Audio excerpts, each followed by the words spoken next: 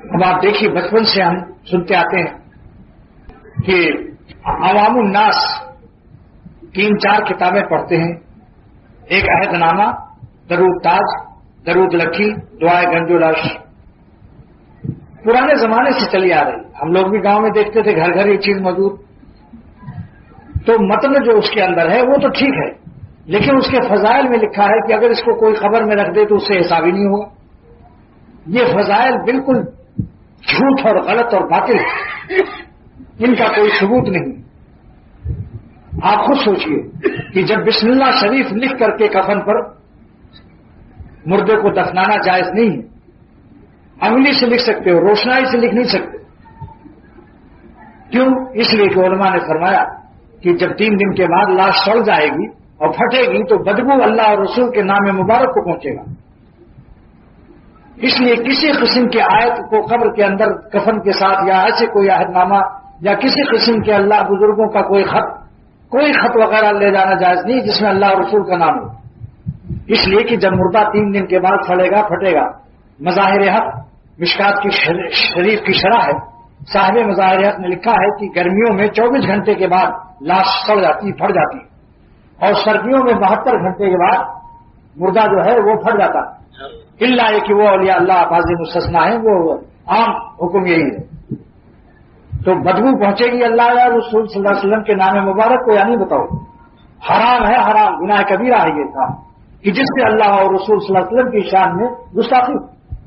بعض جنازے میرے سامنے آئے اور اس پر چادر پڑی ہوئی تھی اور اس پر کلمہ لکھا ہوا تھا. لوگ وہاں سے لاتے ہیں مدینہ شریف سے، کہاں سے لاتے ہیں، اس پر لا الہ الا اللہ لکھا رہتا ہے، محمد رسول اللہ لکھا رہتا ہے. ایسا اس قسم کی چادر کو مردوں پر ڈالنا جائز نہیں. وجہ کیا ہے؟ وجہ یہ ہے کہ اس سے اللہ اور رسول کے کلمے کی بے حرمتی ہوتی. کچھ حصہ تو سراہنے ہیں، کچھ حصہ مردے کی پیر کی طرف محمد رسول اللہ، جن کی شفاعت کی ہم کو امیدیں ہیں، جن کا احترام ہم پر فرض عین ہے، اس نام مبارک صلی اللہ علیہ وسلم کو مردے کے پیر کی طرف کیا ہوا. بلکہ بعض لوگ تو چادر کو مردے کے پیر کے نیچے میں رکھ دیتے. اب حضور صلی اللہ علیہ وسلم کا نام مبارک مردے کے پیر کے نیچے پڑا ہوا.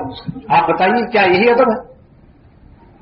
اس لیے ایسی چادروں کو بھی مردے پر ڈالنا جائز نہیں، کیونکہ کچھ حصہ سر کی طرف ہوگا، کچھ پیر کی طرف ہوگا. بھائی ان کے لیے تو ثواب بخشو، چادروں سے کچھ نہیں ہوتا، بڑھ بڑھ کے ثواب بخشو، ان کی طرف سے اصالہ ثواب کرو. تو ایک مرتبہ ایسے 3 جنازے آ گئے تو سب پر چادریں. میں نے کہا بھائی دیکھو، میں بغیر چادر ہٹائے جنازہ نہیں پڑھاؤں گا، کیونکہ میں اس شیخ کا غلام ہوں، شاہ عبد الغنی صاحب رحمۃ اللہ علیہ، جو حکیم الامت تھانوی نور اللہ کے بڑے جلیل القدر خلیفہ تھے. یہ جنازہ میں نہیں پڑھا سکتا، کسی سے پڑھوا لو، مولوی تو بہت قسم کے ملتے ہیں. تو ان کا صاحب آپ کی وجہ بتا دیجئے. میں نے کہا یہ وجہ ہے کہ کلمے کی بے ادبی ہو رہی ہے، مردوں کے پیر کے نیچے حضور صلی اللہ علیہ وسلم کا نام مبارک آ رہا. میں اس بدتمیزی گستاخی کو، اس مردے کے لیے تو جو کچھ ہوگا ہوگا، تم لوگ بھی عذاب میں مبتلا ہو.